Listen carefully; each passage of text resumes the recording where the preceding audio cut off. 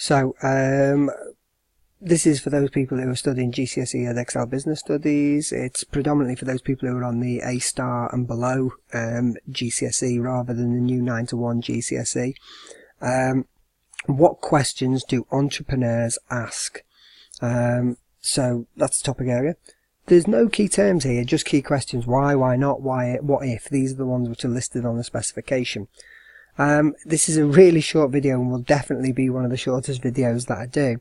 I suppose if we just look at the Henry Hoover there, and we think about the questions that whoever came up with this came up with, well, you know, sort of, why shouldn't the Hoover be more fun?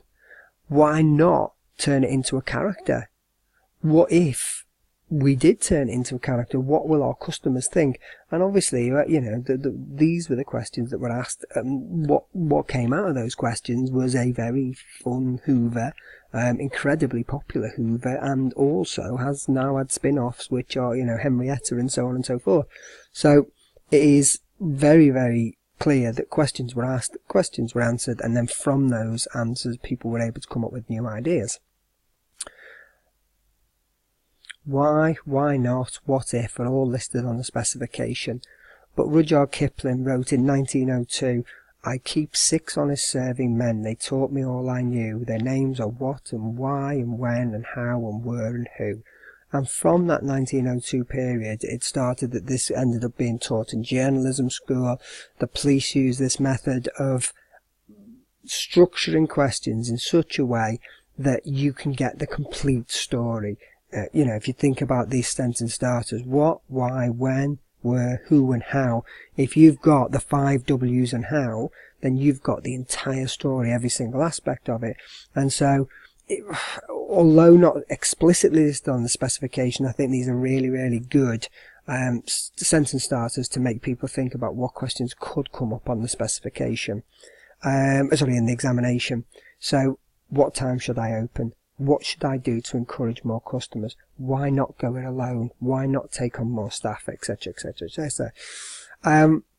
The likelihood is in the examination that on this topic area you will see questions where it might be, what questions should a new entrepreneur ask themselves? And it'll be 5 questions, 4 questions, 3 of them rubbish, and 1 of them, why not go it alone? And it will be a question that an entrepreneur should ask themselves about a business circumstance or situation.